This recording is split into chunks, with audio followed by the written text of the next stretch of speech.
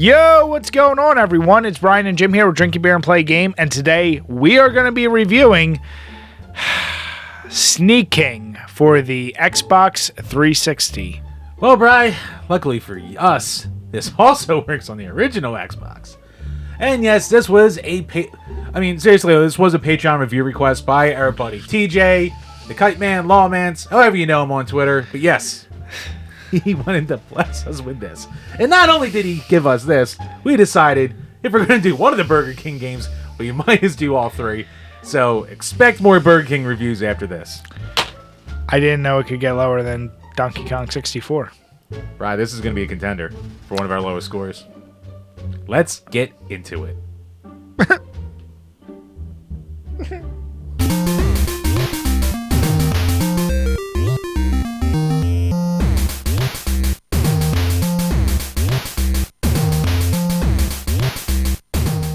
Released in 2006, all these Burger King games were developed by Blitz Games and published by King Games. They came out for the 360 and, well, they also worked for the original Xbox. So these were all originally meant to be Xbox Live Arcade games, but then the decision was changed, partially thanks to Burger King, to kind of turn them into individual releases on disc. And they all were at the price of $4 with the purchase of a value meal. So some could say you get what you pay for, but you might not either. So, graphics. We might be being a little generous here, but hear us out. So, this was a very early game for the system. Like, the 360 was barely out for a year by the time these games came out, so... And they were also cross-platform with the original Xbox, so you couldn't make it too crazy graphically. So what you get here is alright. You still get way too much texture popping than you would expect for such small levels. And it's just not a really great game to look at. All the NPC character models, there's a lot of overlap from one level to another. And just everything itself is, very low res, very low detail. But it still looks okay. So we gave it 4s. And when it comes to beer, I'll give it 2 beers for all the reuse stuff. So the music, let's get that out of the way because there's one music track in the entire game during the gameplay. You get little music snippets that change a little bit between levels and like ambient noise in the menu screen. But that's really it. One song that you'll hear over and over and over and over. And I guess it's okay background noise, but that wears out its welcome after about 10 minutes. You have 80 missions in this game. Good luck with that. The voice acting in the game. Now, between levels, you do get, like, the old school, like, newspapery kind of headline reads. Yesterday afternoon, he was simply standing at the site when he received a polite tap on his shoulder. And those are fine.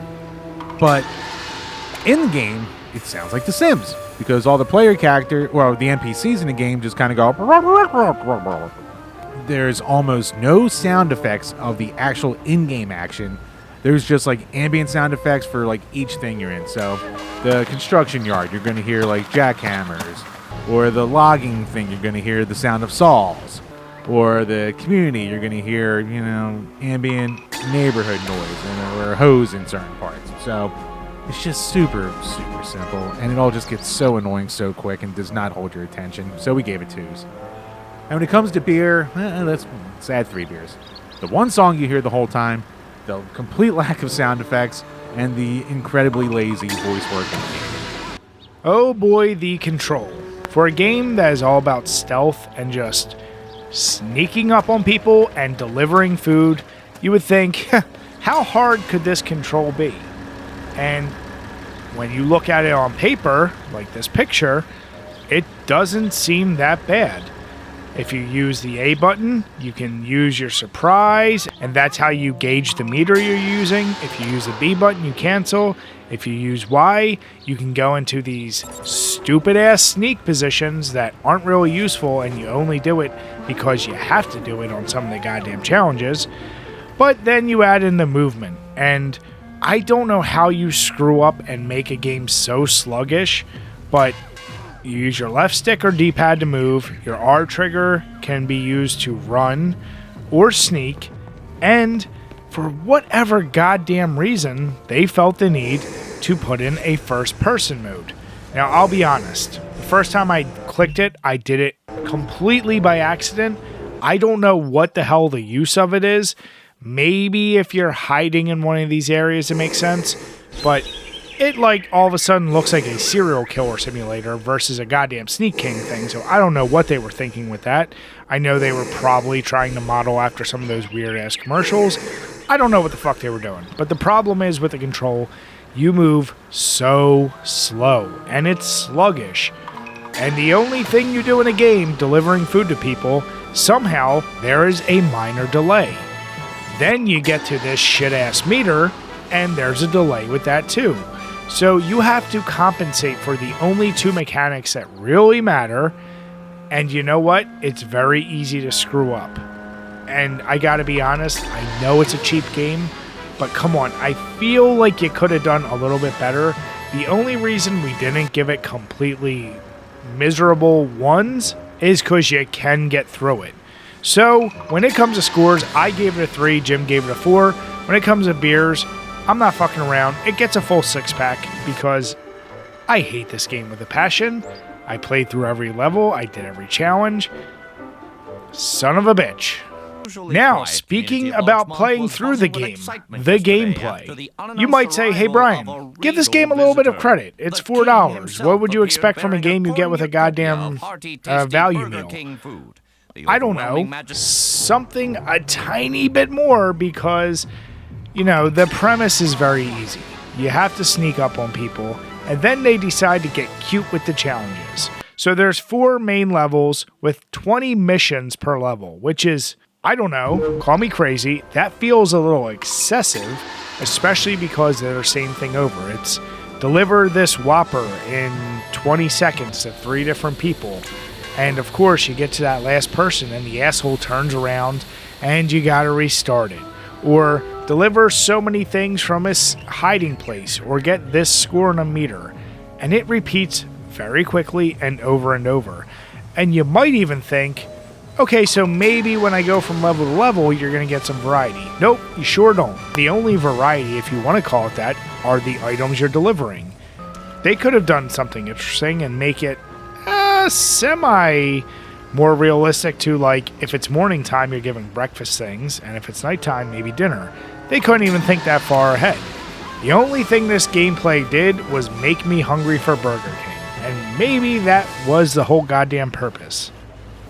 So if it wasn't confusing enough just delivering the food and the annoyances you deal with that meter that I mentioned in Control, you have these adorable ass little hazards, puzzles, whatever you want to call them. On this construction site, how the hell was I supposed to know I needed to knock over a whole goddamn tube just to climb up and get to some other people? I wasted so much goddamn time trying to figure out all these little pieces. It didn't do anything but add frustration, and it was very easy for me to find bugs where I fell into places where I couldn't get out. So I had to restart the whole goddamn level over and over. TJ, you son of a bitch. This game truly hit a different mark. And you know what? I tried so hard to think this isn't that bad. But you know what? It really is. So when it comes to scores, I gave it a 1. Jim gave it a 3. So when it comes to beers, I'm at another 6. And here's a little fun fact for you fact chasers. This was the only one of these Burger King games where Burger King had direct involvement. So you know what? Guess I'm going to McDonald's from now on. The originality. I don't know of too many stealth-based mascot games for fast food. I mean, that's kind of it. And the food delivering stealthily. I mean, I guess the idea behind it and the idea of the levels itself are somewhat original. Especially those delightful gauntlets at the end of each main world. We gave it a 5 and Brian gave it a 6. Thank God we don't weigh originality that high, but I guess it is technically kind of original. So, I feel dirty. When it comes to beer, I'll just add another 2 beers for... No, I'll add 3 beers, and I'll add 3 beers to each of these. 1 for each of these games. The replayability I can keep short and sweet. There is no multiplayer. If you are psychotic enough to want to care about high scores, I guess you could come back, but absolutely nothing changes, not even the patterns of the people that you are trying to deliver food to. So there really is nothing here. There is that weird little bit of trial and error where you figure out where you have to go, what you have to do to get the challenges done. And if you want to unlock the costume at the end, I guess you could go through it again. We gave it 2s. Don't play it to begin with. But if you are stupid enough or drunk enough to do it, don't play it more than once. That's all we can advise. So when it comes to beer, you know what I'm doing. Add another 6-pack. You are going to get blackout drunk because that's the only way you'll find a sliver of enjoyment with this goddamn game. What can we say? Overall, the game is dog shit. TJ, you know exactly what you did to us. Fuck is this? I mean, What is this? I always try to find some compliment. I can't. The words are gone from me from this game. It was terrible. I had the terrible honor of playing through all of it, so I have extra hate. I rage quit at 61 out of 80 missions. I just couldn't anymore. So I got the idea by then. It truly, even as a novelty, unless you want to torture your friends with this, do not play it. Do not buy it. If you find it, burn it. Right, at least it's true to life to the commercials at the time. Those were more entertaining than playing this. Sure were. So when it comes to scores, I gave it a 1, Jim gave it a 2. When we combined everything together, it's a 2.7. And I don't have every game we've reviewed in front of me. I have to imagine this is the new winner for worst game we've played. It's down there with Wayne Gretzky Hockey and Donkey Kong 64 and Best of the Best Karate and Karate Champ. And let's be honest. Donkey Kong 64 is a savior compared to this game. It may be annoying and long. Yeah, I did admit it, but yeah. But that's a game. We do hate that game, but this way is more of a game than this shit. So, I don't know what else to say. Please don't ever play it. Let's just check out some of these other games because they're so much better. Yes, they are. So, once again, thank you to TJ for the support, I guess. And thank you, buddy. Thank you so much. But yes, make sure to check out our reviews of the other Burger King games that will be coming up. And if you want to torture us with or give us a lark, or be nice, just want us to look at a game, yeah, we love to look at games. Doesn't have to be terrible. Head on over to Patreon. Link will be below. $5 tier gets you game request. So it could be as good or as terrible as you want it. Thank you. Good night. Let's get some food.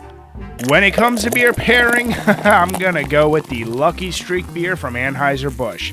Coming in at 4.2%, this is one of their newer lagers, and you're going to have to drink a bunch of these, so go ahead and grab yourself a case. But the good news is, it's only going to cost you $14, and hey, they even throw in 6 extra beers for you. But remember, drink your beers and play your games responsibly. Cheers, guys.